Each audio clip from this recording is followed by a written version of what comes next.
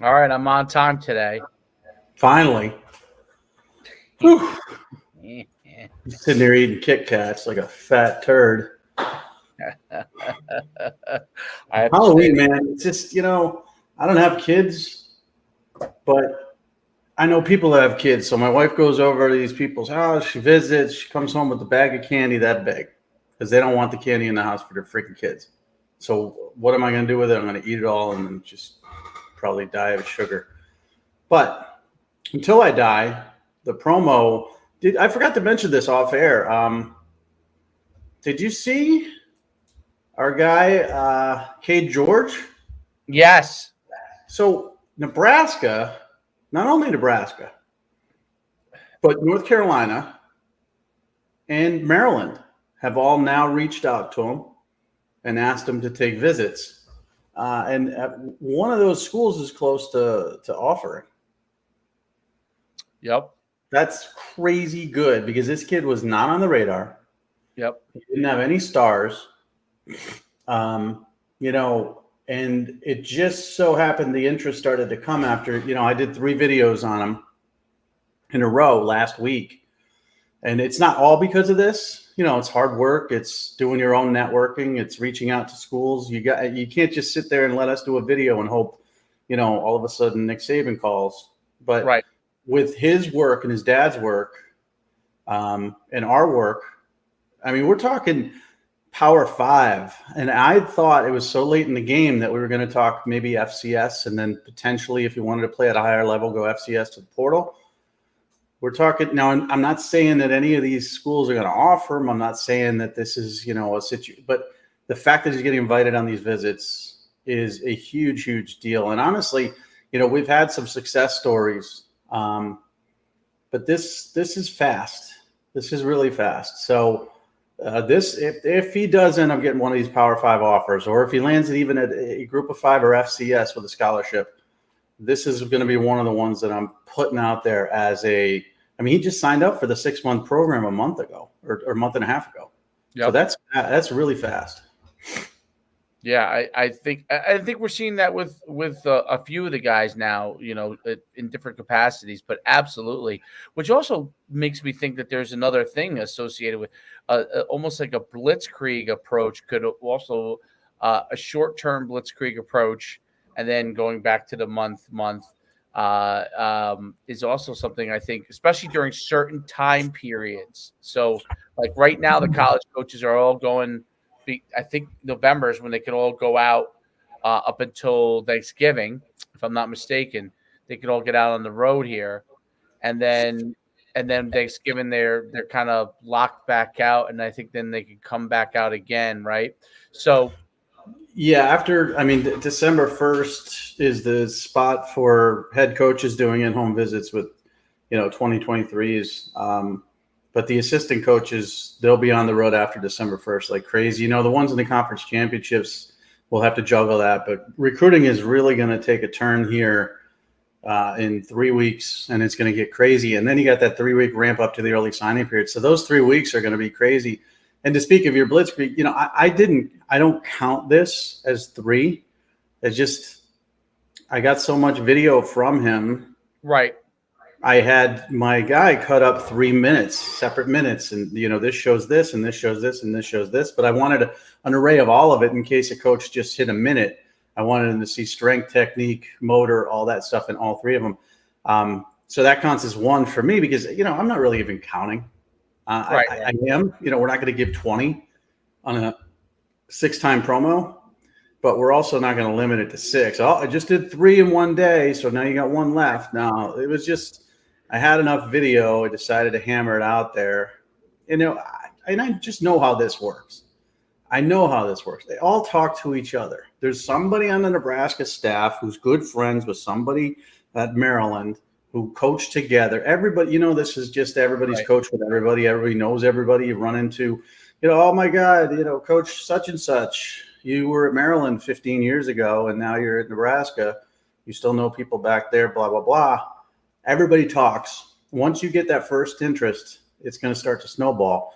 I just expected this to be more a Group of 5 interest to snowball because we were talking the week before about, Georgia Southern, Georgia State.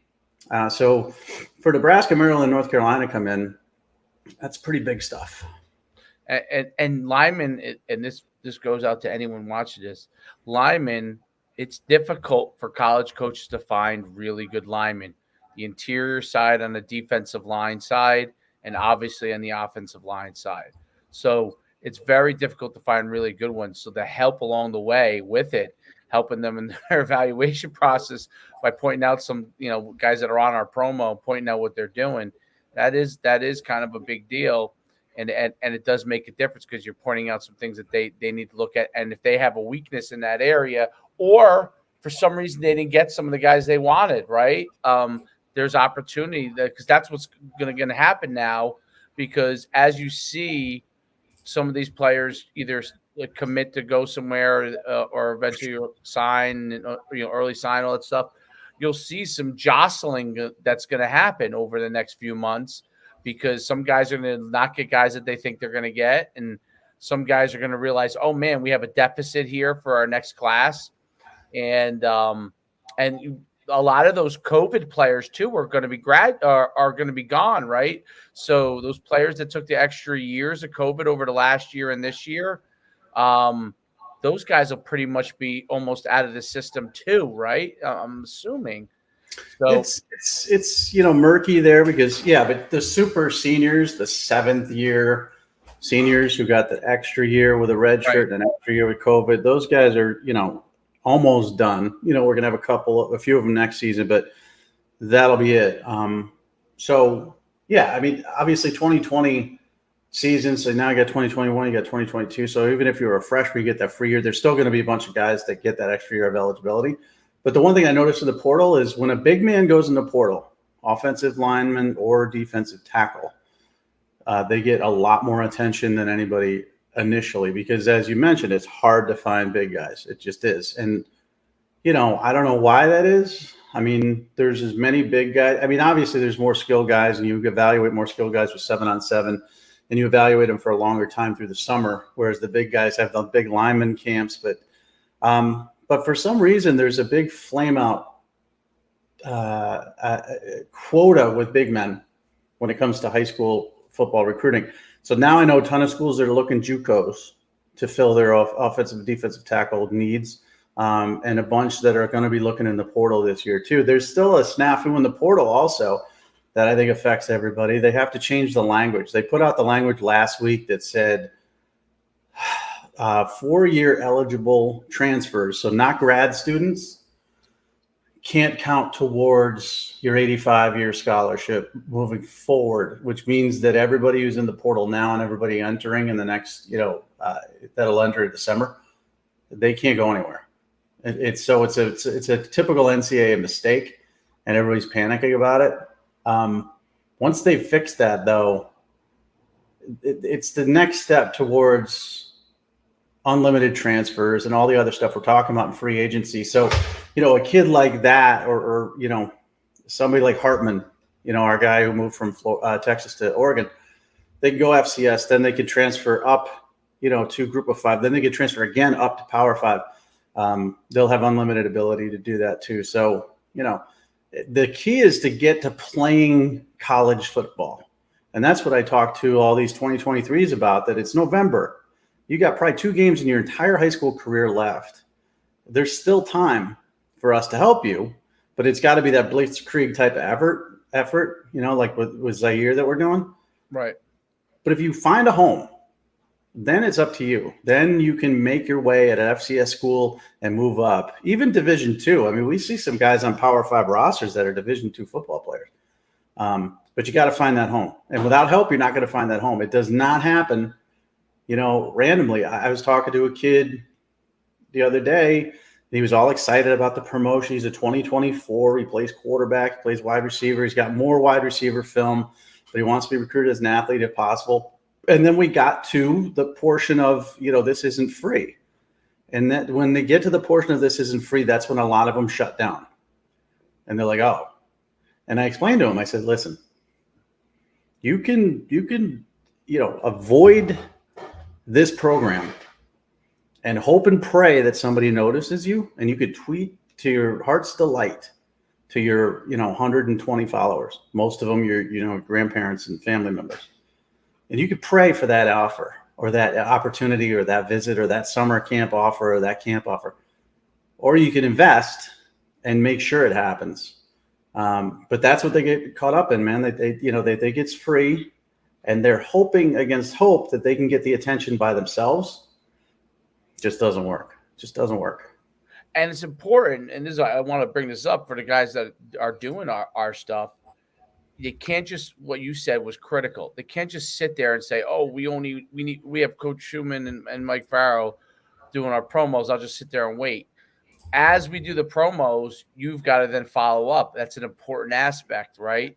Begin to follow up and reach out to some of the schools that you've been talking to, or the ones that you aspire to. Because if you just sit there and wait for each promo, that's also that's to me not enough, right? It's got to be an active participant. And now the promo takes off. Send these promos out to the coaches so they can watch what we say about you, and look at it and look how we analyze the actual process. You know what I mean? So it's interesting because what you say, is hard work. And you see these kids, they send us film all the time, how hard they're working on a daily basis. They're up before dark in the gym. They're out doing sprints in the snow, whatever. They're working their butts off. But then they won't do the work or make the investment into helping all that hard work. Like, you work hard at anything, you're going to be successful at it if you're any good. We didn't get to where we are. And listen, we're not famous or anything like that. We're just, kind of known. But it didn't just happen. How many freaking camps did you run? At one point, you were running like 50. And 100. You were on the road every weekend. I was up to 150 at one point. Yeah, and that's insane. I remember traveling a couple times, during the peak travel time. During those big years? Like 44 out of 52 weeks. Yeah. It's just endless. I would get home on a Sunday night, and I'd be off on the road on Wednesday night, because I go to a Thursday game, a Friday game, a Saturday game, and they get home on Sunday. And it can wear you down. But if you have a goal in mind and you want to be great at something, then you continue to do it, and you don't let anybody say no. But, you need some help along the way. If I wasn't discovered by some people early in my career, I would have never got to where I was. Now, I took that opportunity, and I went to ESPN, and I went this, and this, and I ran with it. My hunger actually increased after I got the opportunity. And that's kind of what has to happen here. So what I like about, Cade George and his dad's approach as an example of our program, they're not just waiting for our videos. Right. They asked for feedback. I gave them feedback. We did the videos, but they've been, beating the drum for this kid and hitting up every coach. And the combination is an extremely subtle, nuanced success. You hit up coaches and nobody's heard of you, they're going to ignore you. You hit up coaches and maybe the white rhino or the name sticks in their head from a video that they saw on our timeline. Then they're going to be like, who the hell is this? How do I know this name? And it doesn't have to be a great nickname like White Rhino or whatever. Oh, and then 2 and 2 together, then all of a sudden you got their attention and their interest. One isn't going to do it. We could probably get you attention, but if you're not responsive or interested, it's not going to help you.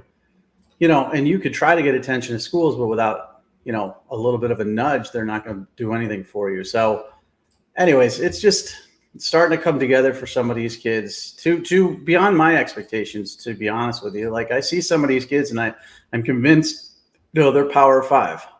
But then I look at it and I'm like, nobody else agrees with me on this. I think Kluver's Power 5 quarterback. Yeah. I think he has the skills, the size, the arm, the mobility, all the intangibles. But, he's 2 years too late. And quarterbacks are hard, to get that attention when it's too late. But then some, I'm just like, okay, I'm just trying to get this kid an FCS or a group of 5 interest, and then it goes beyond that to a higher level of interest, and it's just kind of cool. It's very cool. Check out myfootballcamps.com. D1. Okay, you'll have both me and Mike Farrell working with you directly to develop these promos for you based off of your film, based off the stuff that you send over to us, and it's really cool stuff. It's been really helping a lot of the guys we work with, and there's quite a few of them now. Get in there, get on board, and if you're interested or you have a question, reach out to us, and we'll get that process rolling for you. All right, Coach Mike. Yeah, I'm not a coach. You know what's funny I find about people? But So I just got a DM. I had made a prediction earlier this season that Mike Norvell wasn't going to win 6 games at Florida State. I looked at the schedule and I couldn't find 6 wins on the schedule. And, preseason predictions are always hit or miss. I don't think anybody really expected Miami to be as bad as they are. And I don't think anybody expected Kansas, as example, just won their 6th game and is going to a bowl game to be as good as they've been this season. You just don't know. But you make predictions as part of your job. So in the ACC, I was looking at their schedule, and I'm like, man, this team, I'm not sure if they have, the offense, the firepower, and I wasn't sold on their quarterback. And I'm looking at the schedule, and I'm like, okay, they could beat Duquesne, but they're going to lose to LSU. Well, they end up beating LSU.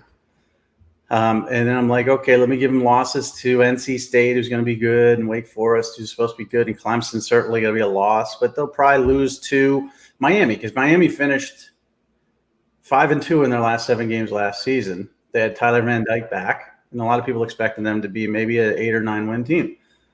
And I expected maybe a loss to BC. BC's historically bad. So you just don't know. So he got his 6th win. So now I got people on my timeline. Old Takes Exposed or whatever it's called, Freezing Cold Takes. Have you ever heard of that account? Yeah. Hilarious. I know the guy. He's a Florida grad, and he put out my tweet saying Norvell wouldn't get the 6, and now it's blowing up. It's got 1 billion likes, and everybody's commenting, calling me an idiot, this, that, and the other. But what strikes me as funny is people actually will go into your direct messages. And someone told me the other day I was the stupidest human being to ever live. I'm just curious how much of a loser you have to be and how little you have to have in your life to actually dive into someone's DMs and say that when you could just say it on Twitter. So yeah. I just got one now. Hey, Mike, Norvell got your 6 wins. Laughy, laughy, laughy emoji from some dude named Steve Ryland, who is an educated man. He's the director of physical occupational therapy at First Choice Medical Group. This guy's a very successful human being, right? What makes him such a loser that he has to jump in my DMs and tell me that? Explain to me, Dave. Explain that to me. I can't, because they just want to make your day worse. That's why. Why? My day is bad already. I mean, Twitter, my timeline is all, you suck because you thought the Vols were good. You suck because Florida State won 6. You suck because you thought TCU would be 500. Everything is you suck on my timeline. You could just jump in there and tell me I suck. But to DM me is just a little bit of an extra step of loserdom that you have to do that to somebody, I think. I don't know. These people get I'm assuming he's a Florida State guy. Oh, yeah. Well, what I do is I screen grab them and I put it out there. But if they threaten me, I've been threatened. If they threaten me, I'm going to kick your ass, I'm going to kill you or whatever. I'll find their profile. I won't I'll go to Twitter to have them shut down, but I'll go to LinkedIn. I'll find you. I'll contact your boss. And I will send him a screen grab of your threat to me physically, and I will get you fired. Now this guy didn't threaten me physically or anything, so I don't care. He's just laughing at a bad prediction, and I think he's a loser for doing it. But if this said, hey, Mike, go kill yourself, I would contact First Choice Medical Group, and I'd get him fired. There's no upside to it is what I'm saying. I was watching First Take. You ever watch First Take? Yeah, I used to. Not with really. Stephen A. Smith, right? So they have this segment every Monday with Ryan Clark and Michael Irvin, and it's talk about the biggest performances. And these two, they go, it's all showmanship. They go crazy on camera, and they start like hyping each other up, and it's like the most ridiculous television I've ever seen in my life, like to a stupid level. And so I was taking a video of it on my TV, and I was going to tweet it out and say, "What the hell am I missing? Why am I watching this? Because it's the dumbest thing I've ever heard." And then I thought about it, and I said, "What's the upside to that? What's the point?" I mean, a couple people might agree with me. A couple people might call him stupid as well. Ryan Clark follows me. I don't need him in my DMs telling me I'm an idiot. So I get the notion of it, but there's a stop level in your brain that makes you stop. Right. And I think some people don't have it. No, it's called the edit mode. The people don't have it. It's hilarious. But anyways, that just happened. It's just like, it's a phenomenon to me. I just can't understand. Listen, I love the attention. This old takes exposed. I've gotten probably 500 new followers for being wrong about Mike Norvell. It helps my business. It helps my analytics on my website. It helps to be wrong. Right. But I just don't get the extra step of actually, like, what's the best outcome he can think of? Me saying, "Yeah, you got me." The only analogy I could use is, so every once in a while I'll get emails, they didn't like the camp, or, they run, or they didn't like who I chose as MVP, or, what. And nowadays it's not even me at all the camps, but like, whoever we had choose them, whatever. And they'll write something really nasty, like even curse at you. Okay. I just think, what is the point of that? If your kid was getting recruited, if I actually forwarded what you just sent me, and I don't, most of the time out to a coach, let's say you were getting recruited, most of the time they're mad at me because their kid isn't that good. So they're just mad at the world for that. But so they just take it out on me. But if I actually was send it to, I don't know, let's say you were getting recruited, and the coaches, they may not pull your offer, but they're definitely going to hesitate to be like, what kind of brain power is going into all this from these people? And that has happened in multiple different instances. Like, I just think, what are these people thinking? Like, what is the good that's going to come from insulting someone that actually, if they really wanted to forward it to someone that could actually have an impact on the decision, and many years ago, actually, I'll tell you the truth, they did this. So I don't remember who the player was and who the person was. It was like 2000. It was early in my career when I would get mad when they were mad. But I would say like maybe 7 or 8 or something like that. And a parent was like literally harassing my staff. And then I would get it forwarded to me. We would try to respond peacefully, and they would just keep harassing. So I said, "Well, you're going to go on the do not recruit blacklist." I said, and they said, "Well, whatever, So I put them on this list. And when I said that, I said, "If you recruit this kid is going to be a headache for you." And so that's the level that someone could go to. Now, this was when I was young and fiery. I wouldn't even waste my time with it now, because it would just be a waste of your time. But like, those are things you don't want. Just like you don't want to, just like you don't want to annoy your high school coach to death, right? Because he's actually going to tell the college coach if you're a good guy or not. Like, why would you want to piss him off? Even if you don't like him, don't piss him off. He's going to be like, yeah, that kid's a good guy. Or the last thing you want him to say is, oh, I don't like that kid's a headache. Like, how do people not understand that? I don't know how they don't understand those things, but people crop up, additional Twitter handles with no followers, just to tell you stuff. I mean, you gotta get a girlfriend or something, man. Like, get a family, get a life, get something. And I think it annoys me to the level of, this person really needs something. Not that I care. I mean, I don't care if they have anything in their life, but really needs something else to focus on. I can't be it. I can't be 2 minutes out of your day diving into my DMs to tell me I'm an idiot. I just can't. They're happy because you're talking about it now. That's what they wanted. I guess. But why does that make them happy? Because they're unhappy. But how does that make them happy? Me talking about what a moron this guy is makes them happy? Well, they're happy because they're not happy. They wanted negative attention. This is like a child getting in trouble so that his parents pay attention to him. Right. Or they're unhappy at that moment about and they want to stick it to you for being wrong. So they figure, hey, you know what? You made me a little bit unhappy. I'm going to make him unhappy. But I think your analogy of the kid, right? That's a good analogy. You know, you didn't give me candy. So now, because you didn't give me candy, I'm going to give my son will do stuff like this. You know, I'm going to be a headache for the next 25 minutes. Yeah, but he's 7. I know. You know, I get it. This dude ain't 7. But it's funny. Well, listen, I'm glad I was wrong because you know what? If I'm right, if Norvell didn't win 6 games, he gets fired. No one pays attention to my prediction whatsoever. And I get nothing. Being wrong, now I've got 1 billion retweets and I got more people following me than ever. So I should just try to be wrong. The problem is you can't try to be wrong. Because it's all prediction. It's all guesswork. You know, I could predict Nick Saban loses 2 games this season and he goes undefeated and I look like an idiot and that's great. Or I could be right and then segue into what we're going to talk about. Or I could be right and nobody pays attention, nobody cares because you don't get credit for being right. What you do is you get attention for being wrong. So I guess maybe in a little pseudo world, I'm like the 7-year-old kid.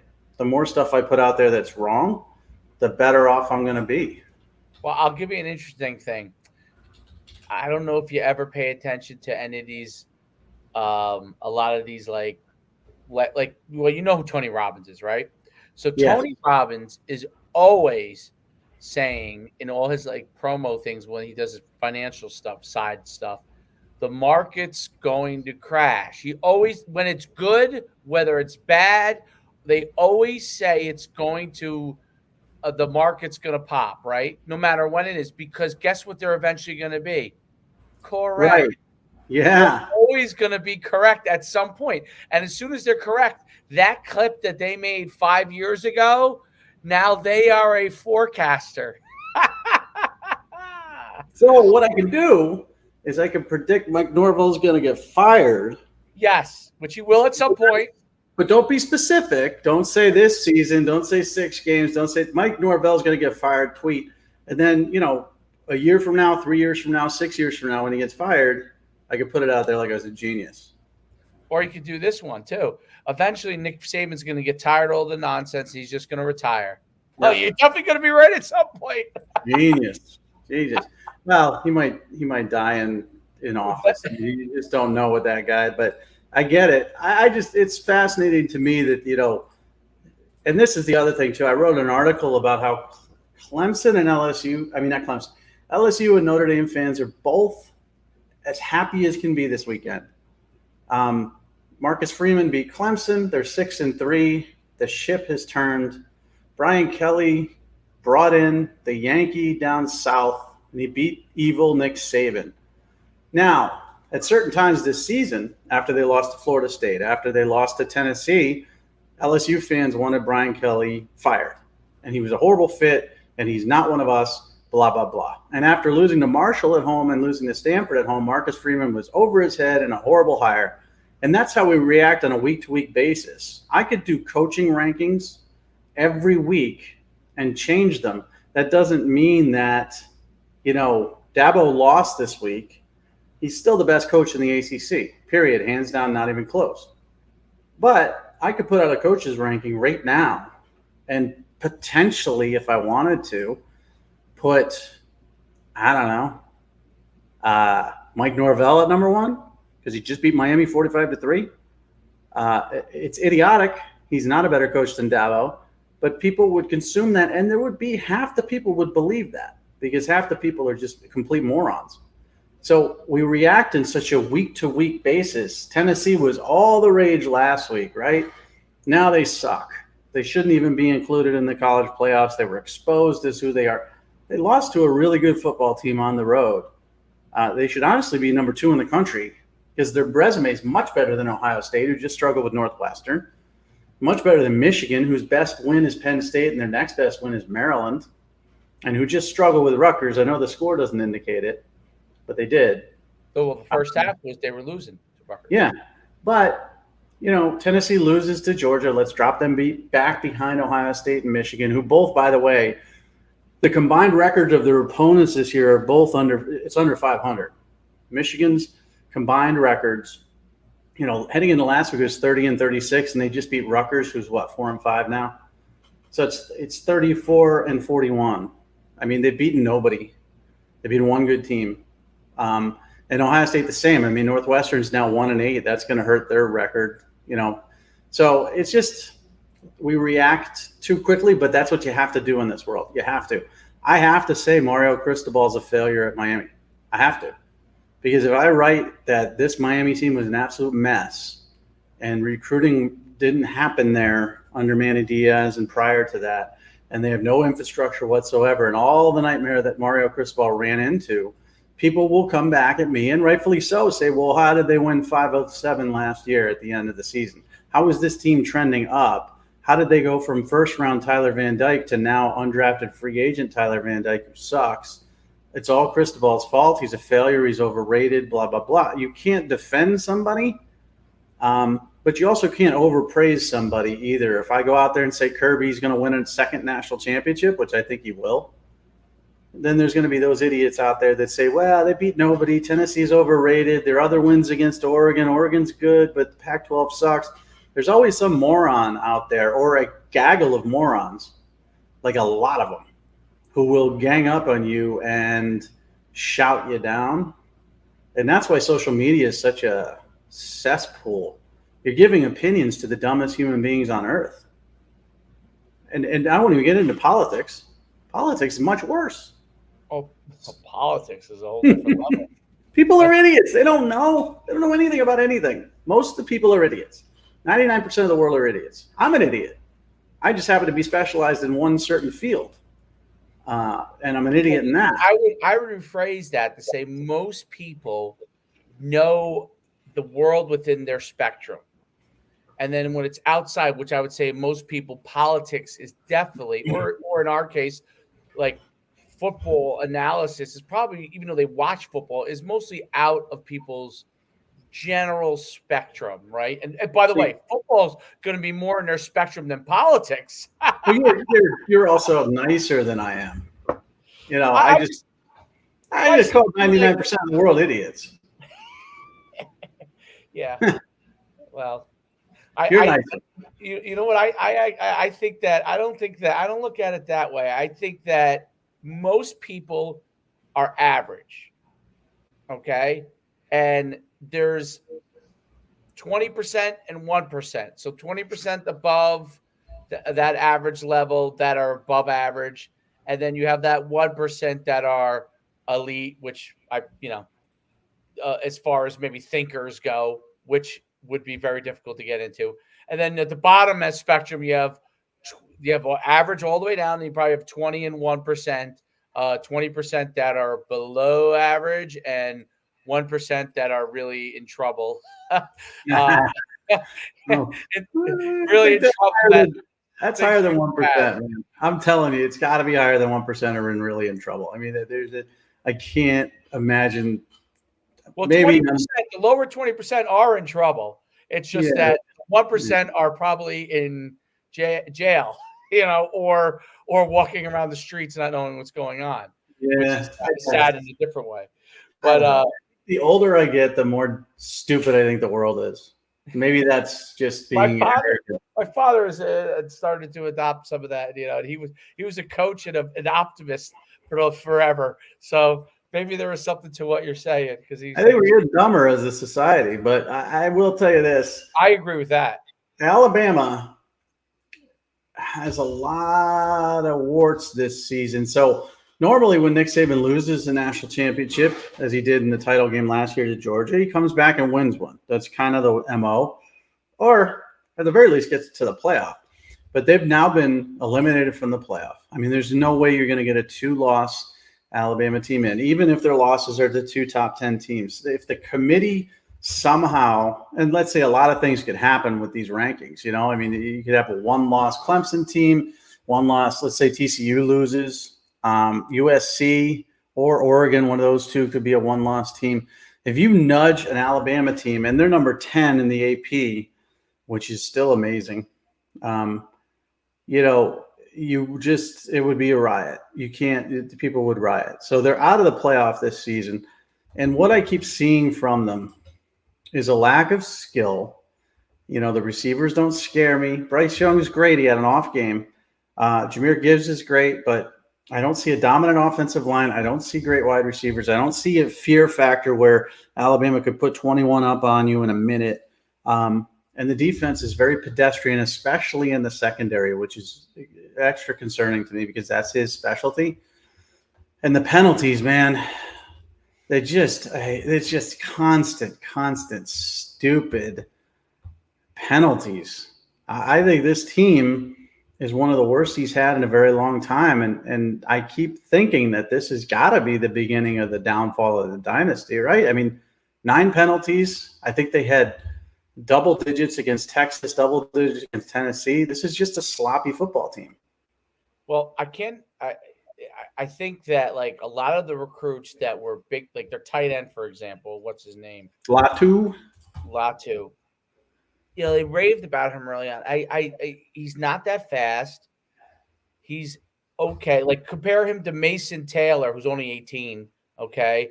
And how Mason Taylor makes plays. Latu does not make plays. Yeah, or compare him to what's his face? OJ Howard. OJ Howard in the past. Guys the dude with the Vikings, I forget his name. Some of the tight ends they've had in the past, yeah. Yeah, he just doesn't make plays, and I'm going to go to this too.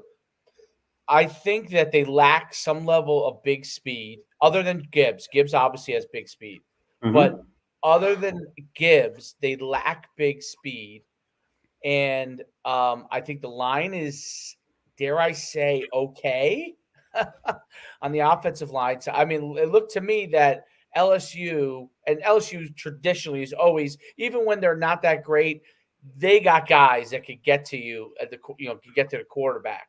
But it looked like they had a clear path many times, right? To just disrupt everything with Bryce Young. And whenever they really needed it, like they needed to dial it up and cause havoc, they seem to be able to do it. Even just giving up points because they have enough guys that can make plays. That they're obviously loaded with 5 stars, but it didn't seem like they had guys other than Gibbs that could just get to the end zone now. Like that's what you're become accustomed to. Like guys getting to the end zone now from Alabama, and I just didn't see it. LSU looked like Daniels is. I mean, what he did in that last run, the way that the guys were blocking. Let's people forget not only was Daniels' run, it was a nice run. He outran everybody to score, and then they got the 2-point conversion. But what was amazing about it was there was like 3 pancakes on that play. I mean, in overtime, when you needed something to happen, the wide receiver on the top right side took his cornerback, into the sidelines. Did you see that? Yeah. Into the sidelines. He was off the field. I mean, completely off the field. Mason Taylor blocked his guy and was smart enough not to continue to block as Daniels comes run by, so he didn't get a penalty. And then the other, I don't know who it was, but made the block on the front side for him. So it was just great blocking beyond the fact of everything else. Are we used to seeing Alabama guys that can't get off blocks? No, we're not. And we're also used to seeing better coaching. I mean, usually the 4- and 5-star kids get coached up to that level, and I'm looking at their wide receiver group, and there's no 5 stars here, but, Ja'Cory Brooks was a 4-star kid. Some had him as a 5, but I never did. Jermaine Burton was a 4-star. He's transferring from Georgia. Kobe Prentice, Trayshawn Holden, Isaiah Bond, JoJo Earl. A lot of these guys were 4-star kids, and they're not playing at that level at all. Their biggest threat at receivers, Ja'Cory Brooks. He doesn't scare anybody. He's not fast. You look at the offensive line, and the development of those guys. Most of those guys were 4 stars. There's some 5 stars on there, not playing well. I think it speaks to the coaching. Bill O'Brien, I was defending him a little bit heading into this game because his team was averaging 41 points a game. If you can't win averaging 41 points a game, then you don't deserve to win. And they had won all but one game when they got in the shootout with Tennessee and gave up 52. but they put up 49 points. It wasn't the offense's fault. They lost to Tennessee. But this game, the play calling stunk. The offensive player development looks bad. And the defense doesn't scare me at all. As you mentioned, just players not doing Alabama type of things. Even Will Anderson, who's like Superman, who should have been in New York last year instead of Aiden Hutchinson with his statistics, is having a very average year for what we expect of Will Anderson. I mean, he's got 38 tackles, 7 sacks, and an interception. That's good, but it's not like what we expected from him. And I think offensively, when you got Golding on defense, I think it's finally caught up to Nick Saban and losing over and over again coordinators, losing Kiffin and then losing Sarkisian, and settling on Bill O'Brien. And on the defensive side, Kirby Smart, they still haven't replaced him as a defensive coach. They haven't upgraded or even come close to what he was there. And it's catching up to him. So I think it's good. I think it's good that Alabama is not going to be in the playoff for the first time since the playoff existed. I think it's good for college football. Clemson's not going to be in there. It's the first time since 2014 when the playoff started that neither Alabama or Clemson will be in there. You've got teams that won multiple national titles. And now it's time for new teams to take their turn. And it's good. The intriguing part about talking about Alabama and Clemson is when Nick Saban does step down, as we mentioned, that infamous tweet we can all put out saying he's going to get tired of it eventually. Will Dabo take over? And I don't think he will. But Clemson is no longer a team that's a threat to the playoff anymore either. They lost 3 last year. This year, the schedule was set up to easily run the table. Not a hard schedule at all. And they lost to Notre Dame badly. And he won't replace his quarterback, who is not good. DJ, issue. Yeah, Uyunglele. But there's other issues too. The offensive line is actually playing better than Clemson offensive line usually plays. The run game is okay, but they don't have any superstar receivers either. You're not seeing, the T. Higgins of the world out there. You're not seeing Rodgers. You're not seeing, you go way back to Nuke and Sammy Watkins. They're just not there. And defensively, they're solid. Their front's solid, but their secondary is not that great. And honestly, that front has been banged up this year, where they're just not playing on the same page. So I think Clemson, in the ACC, you have to run the table. You have to win every game and go to the playoff. And I don't see Clemson as an undefeated football program. Also, the guy doesn't like to use the transfer portal. That's going to be an issue. You better start using the transfer portal. Because when you have depth issues, you can't say, he says, famous quote, the locker room is my transfer portal. Okay, great. Well, you've had guys poach from your team. Darian Kendrick is an example of it, who played for Georgia last year and helped lead them to a national championship. You've had guys poached. You haven't brought in, and it's hurt your depth and your ability to make plays. And Clemson would be an extremely attractive place in the portal. A lot of kids would want to go there. But Dabo's stubborn. So I think we got ourselves an issue here with 2 programs that have been the staple of our playoff world falling apart. Well, Clemson has 1 loss. I would attribute, now I haven't watched Clemson as in depth, but I have watched enough to know his loyalty at the quarterback position to Ugalele is to a fault at this point. Like, there's a point where I thought, like, the last game when he came out and said that, I was like, okay, I respect Dabo Swinney as far as respect as a person. There's definitely the guy you could see would go to the wall with you. But now it gets to a point where now do the other players, obviously they notice the same thing. They probably like him as a person, Ugalele. He's probably a popular kid, as most quarterbacks are, right?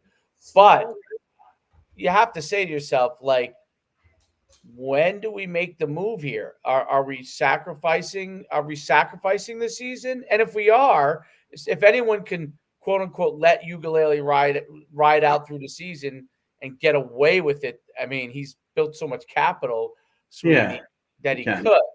But is it worth it? That's the question. Is it worth it? And the kid's a junior, so you got a freshman in Cade Klubnik, who was the guy who started ahead of Kruger 2 years in high school. who came in Syracuse game and completed 2 of 4, wasn't the difference maker, but gave a spark to the team. So then you got this game against Notre Dame, and you're down at the half. I'm trying to see what the score is at halftime. It was 14-0 at the half, and then 38 seconds left, and they ran Uiagalelei out there, just to sort of conservatively sit on the ball.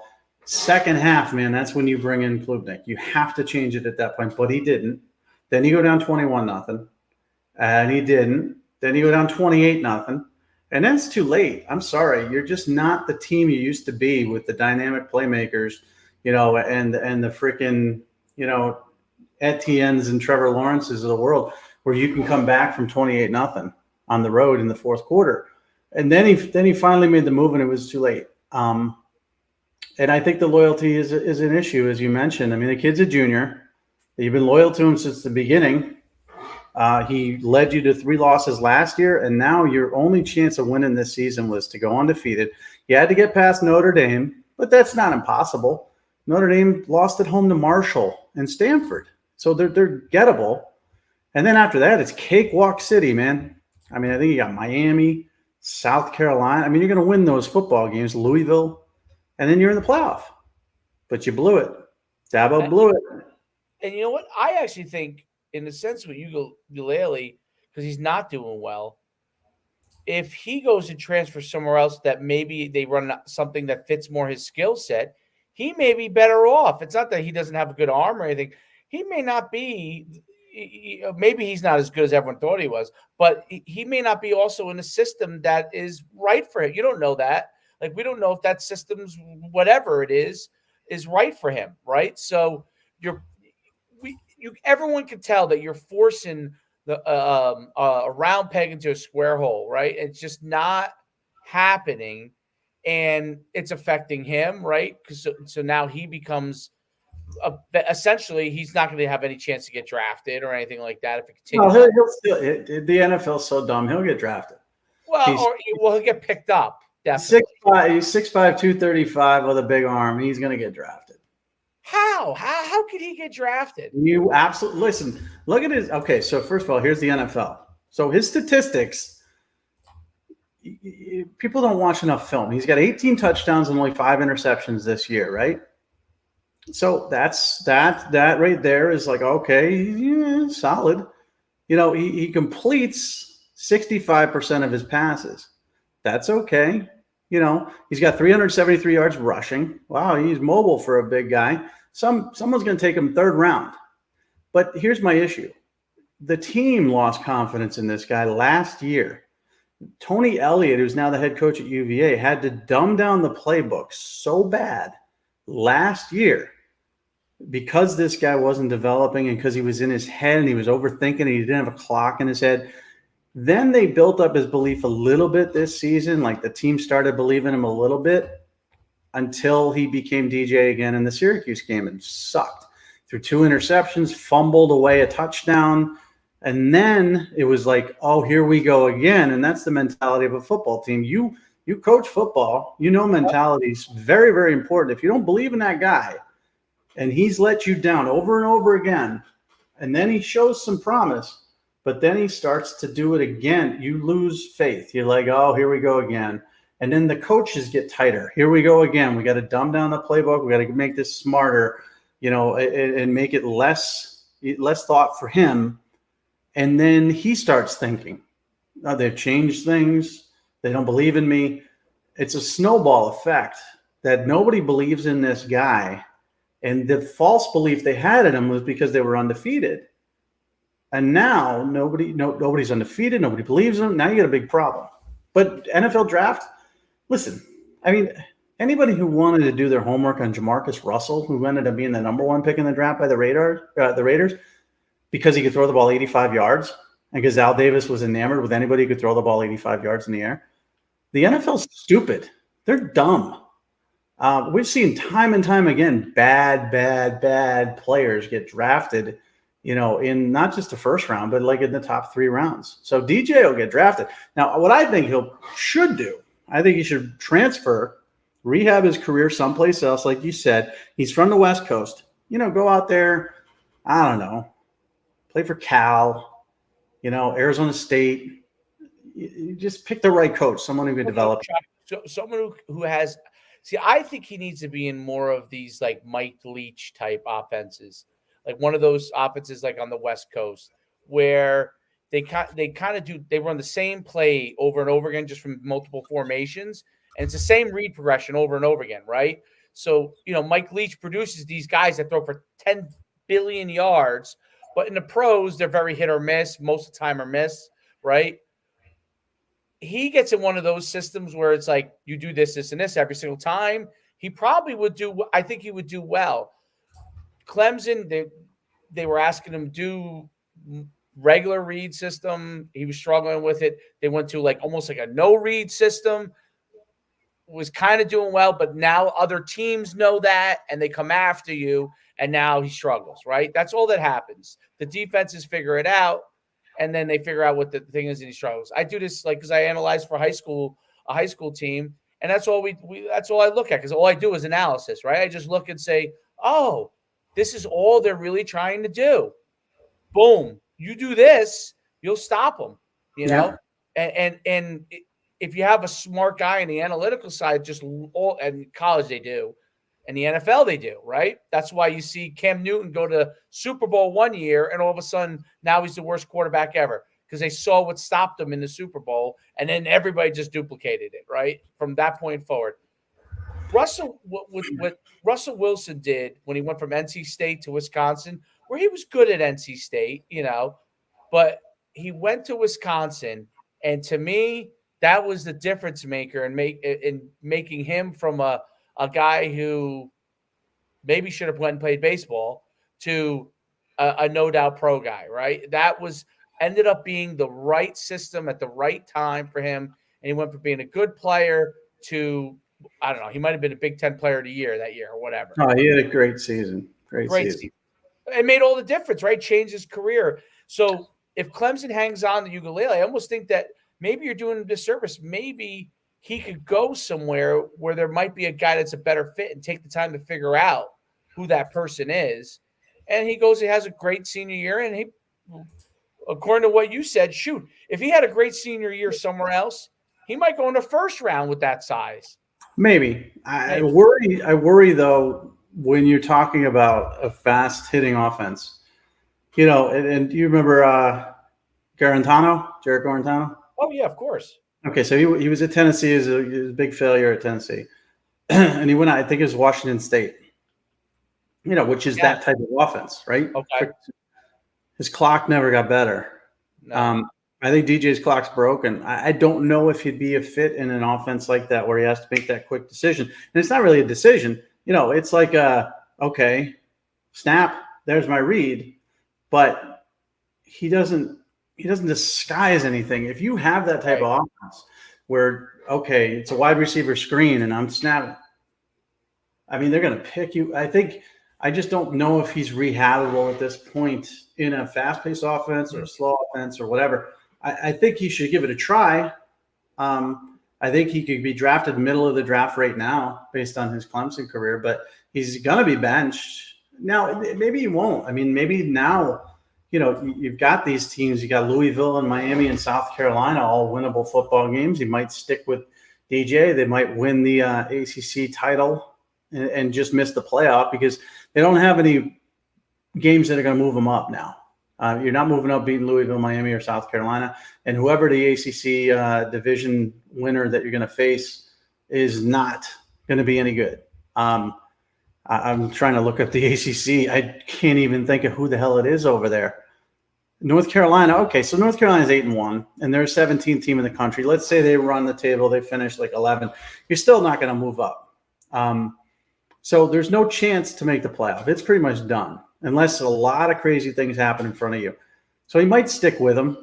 He might end up having a 26 touchdown, 5 interception year and get drafted. But at this point, it doesn't matter. I mean, it was clear that he was not the guy. It was clear in the Syracuse game. I wasn't there. I wasn't on the sidelines, but I watched the game. I could see the energy level of the team. It was rising when Cade Klubnik came in, and they didn't let him throw. But it didn't matter. Everybody started running faster, playing faster, because now they had belief. Now they had something to rally around and say, okay, now we're going to go get them. I see they're not eyes rolling. You can't really see it, but I see that look in players' eyes when DJ runs back on the field and they're down 2 touchdowns. There's this look of, here we go. And there's even that look in his eyes. There's no like fire.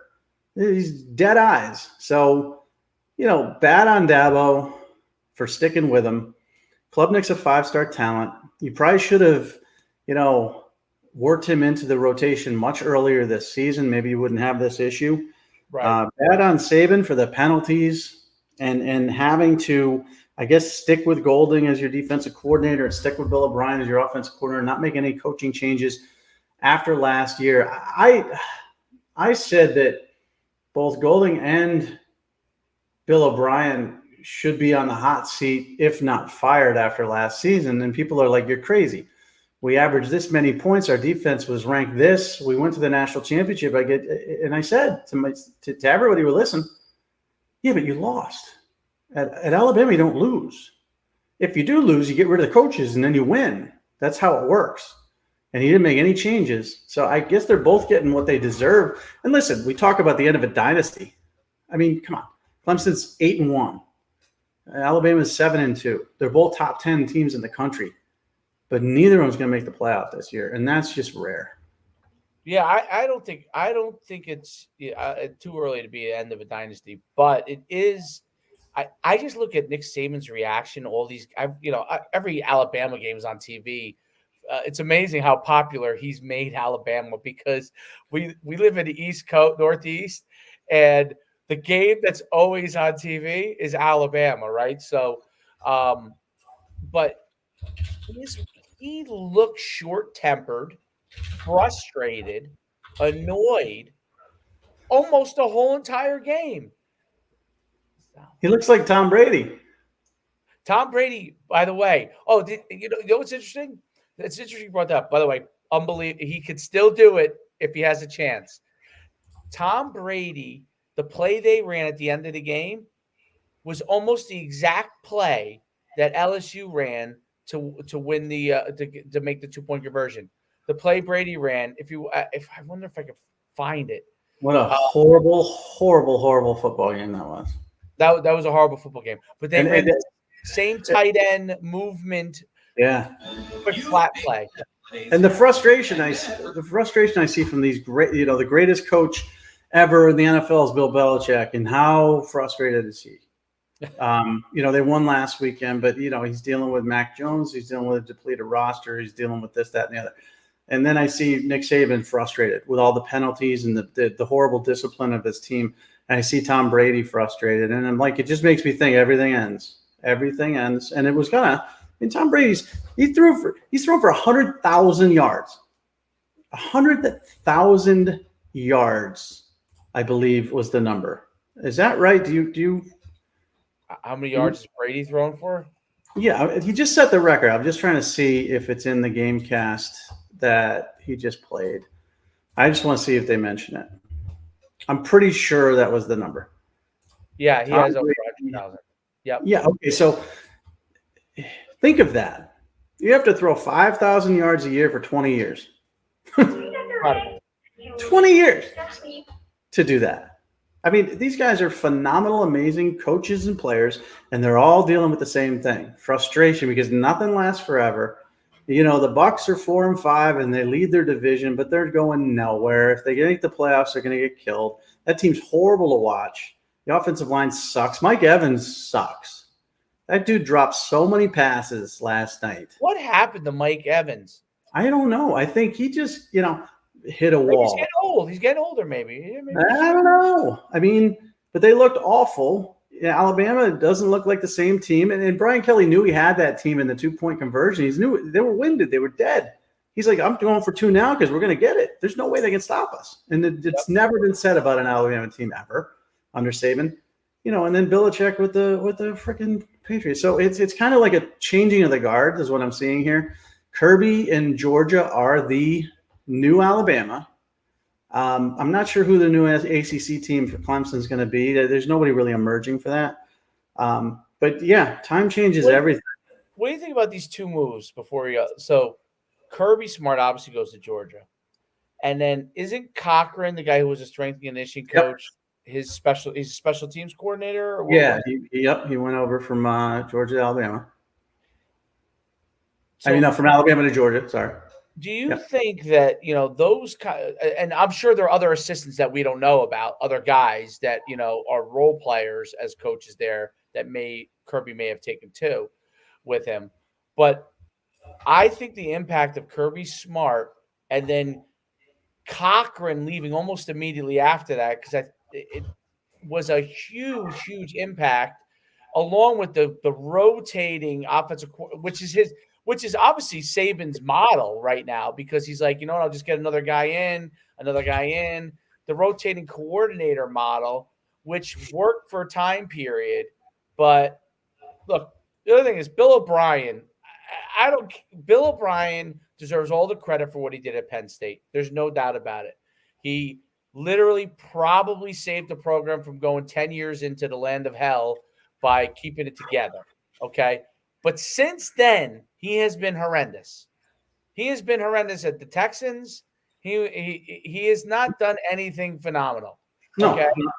No. So I always say, there are guys that do some great things at one point, in their career, and then go in a different place or a different time, and it's not the right fit or it doesn't, whatever.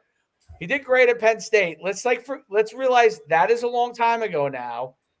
He is not doing anything great anymore. He doesn't run any. He's not innovative. You could say what you want about Lane Kiffin, but Lane Kiffin knows how to coach offense. You can say what you want about Sarkisian. He knows how to coach offense. Do they have their personality quirks? That's why they were rehabbing at Sabanville. Okay. But not because they weren't great at what they did. They were already great at what they did as far as offensively. You were just plugging in a really great mind into a system that had a great system.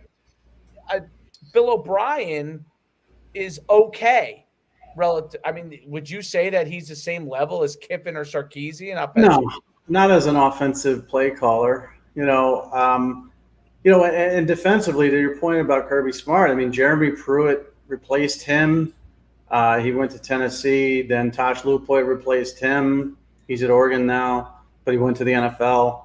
And then there's been Golding. And Golding has been there since 2018, and it's been a drop off. So you go from Kirby to Pruitt, which is a drop off, from Pruitt to Tosh, which I don't think was a drop off. I think a lateral move, and then Golding has been bad. It's been bad, and I think Saban's been calling more of that defense himself. And the difference I see between Georgia and Alabama is defensively, the way to stop Tennessee, we've learned now, is to let your corners do their job and let your defensive backs do their job.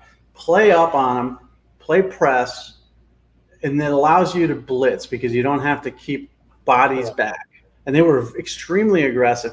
And that's what Nick Saban was always able to do with his defense. He had great defensive backs. They were able to play up and press, and it allowed him to come up with a bunch of different pass rushing schemes where he didn't have to drop extra guys. Now their D-backs are not good. I mean, they're good. Elias Ricks is okay. They've got some guys back there that are okay, but not the same level. And then that's why they couldn't stop Tennessee at all, because they couldn't play press. And that's why Georgia can. So Kirby's been a problem. Him leaving has been a problem for Alabama ever since.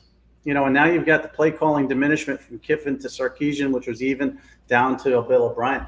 It's a bit of a mess. And again, they're still 7-2. But Bryce Young overcame a lot of these issues himself just by the way he plays. And they're just a more talented team since some of the teams they play. But when they're not more talented, and they got a better coach on the other side of things, and Brian Kelly's a great coach, there's no question. No question about it. Then you got yourselves a little bit of a problem. So, Clemson, Alabama, out of the playoff this year. Maybe some new dynasty will emerge. Georgia's starting to look that way. And maybe we can start seeing some of these teams like Tennessee, or maybe a Florida or maybe a Texas. That was a big win for them this weekend against Kansas State. Start to emerge back up and we get more parity in college football. I think it's all good. It's 107, though. We got to get out of here. Yeah, let's roll. Check out myfootballcamps.com. And we'll be glad to help you go through that recruiting process, get that video for you, and give you the opportunity to get looked at. And if you're 2023, you're going to have to really get on it, because otherwise soon we're going to say, hey, listen, we're only going to take it 2024s, because we're not going to have customers that are like, hey, I didn't get anything after I did the video. Well, if we wait too long, it just becomes the end of time. Yeah, I think the drop off for that is probably over the next couple of weeks. Yeah. I think it'd be December 1st or so. I mean, you still have. So listen, if you're 2023, maybe not December 1st, because we can help you FCS wise. Because as you know, early signing period, late signing period, FCS recruits later than that. Usually it was after February. Now it's much more after December.